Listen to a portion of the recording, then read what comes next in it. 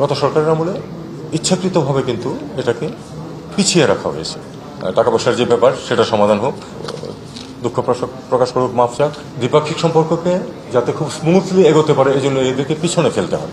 আপনারা নিশ্চয়ই প্রত্যাশা করেন না যে 54 বছরের সমস্যা আজকের একদিনের মিটিংয়ে, যে মিটিংটা কত বছর 12-13 বছর পরে, 13 বছর পরে, এবং তাও কিন্তু পূর্ববর্তী হিনারপানি খারের মিছিল কিছু কিন্তু একটা দাওয়াত দেওয়ার জন্য, ঠিক দ্বিপাক্ষিক সফর ছিল। কাজে এখানে বসে 1 ঘন্টায় আমরা এটা সমাধান করে ফেলতে পারবো, এটা আপনারা নিশ্চয়ই আশা করবেন না, কেউ আশা করবেন না। আমরা পরস্পরের অবস্থানটা তুলে ধরেছি, আমি আপনাদেরকে এইটুকু নিশ্চয়তা দিতে পারি, আমরা পরস্পরের অবস্থান তুলে ধরেছি। একটি বিষয় শুধু কথা হয়েছে যেটা খানিকটা অগ্রগতি যদি আপনারা মনে করেন করতে পারেন। আমরা 3টি বিষয় কিন্তু নিজেদের অবস্থান তুলে ধরেছি। দুই পক্ষই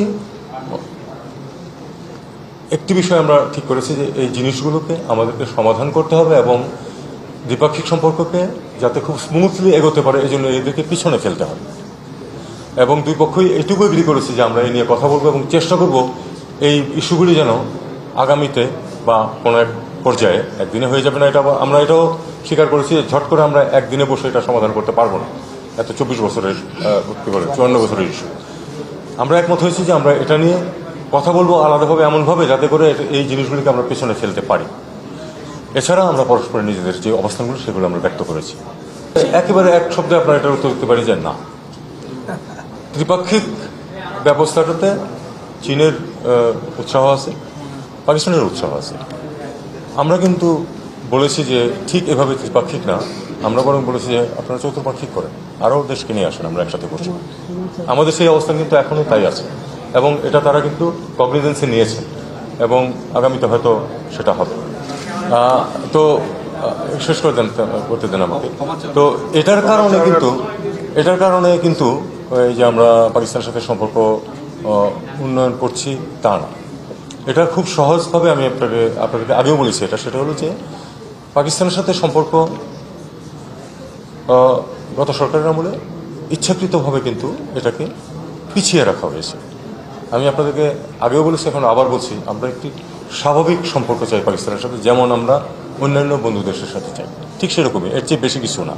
এবং সেটা বেশি কিছু না মানে কি, যে আমাদের তো সবগুলি দিকেই, ব্যবসা বাণিজ্য থেকে শুরু করে সব দিকেই কথাবার্তা বলতে হবে। সেই হিসাবে সম্পর্কটা এগোচ্ছে। এটা ত্রিপাক্ষিক আলোচনার কারণে আগাচ্ছে অথবা সেটার কারণে এটা এগিয়ে যাচ্ছে, সেটা কিন্তু মোটেই বিষয় না। তো আনরিজলভ ইস্যুতে দুই দেশের তাদের নিজেদের অবস্থানটাই পুনর্ব্যক্ত করেছে। আমরা বলতে পারি যে নিঃশর্ত ক্ষমা চাওয়ার বিষয়ে তারা একমত না, আপনি এটা বলতে পারেন, কারণ আমরা বলেছি, আমি কি বলেছি, don't put your words in my mouth. সেটা হলো যে আমি বলেছি যে আমরা নিজ নিজ অবস্থান ব্যক্ত করেছি। একটি শুধু অগ্রগতি মনে করি আমি, ছোট্ট একটু, সেটা হলো যে আমরা দুই পক্ষই একমত হয়েছে যে এই বিষয়গুলো আলোচনা করে সমাধান করা প্রয়োজন, যাতে করে আমাদের সম্পর্কের ক্ষেত্রে এগুলো বাধা হয়ে না।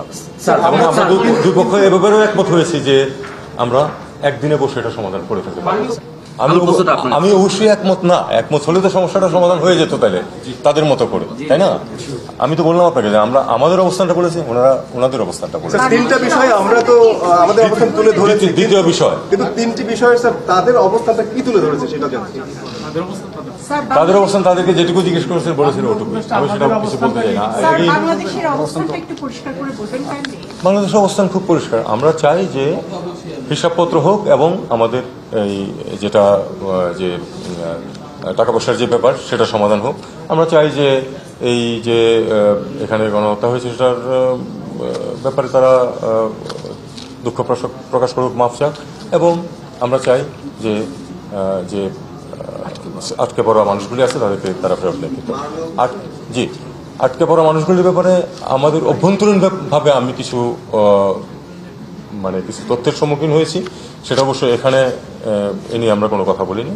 কিন্তু সেটা হচ্ছে যে আমাদের একটি হাইকোর্টের রায় আছে এটা নিয়ে, কিন্তু এখানে যারা মাইগ্রেশন হিউম্যান রাইটস নিয়ে কাজ করেন তারা কিন্তু এটা নিয়ে বলছেন যে এটা তার প্রেক্ষিতে দেখতে হবে আমাদের। তো এটা নিয়ে আগামী দিনগুলিতে হয়তো আমরা বসবো, ইন্টারনালি বসে এটা সমস্যাটা সমাধান করতে হবে, কিন্তু পাকিস্তানের সাথে এটা বিষয়টা এখনো ওই পর্যায়ে। আমি এই ধরনের স্পেসিফিকে আপনার না যাওয়া উচিত এখন, যেহেতু আমি তো বলেছি যে আমরা আমাদের অবস্থানটাকে না দেখুন, এটা আমার উপরে ছেড়ে দিন। আমি এটুকু বিশ্বাস করেন যে আমি বাংলাদেশের অবস্থান খুব শক্তভাবে ব্যক্ত করেছি।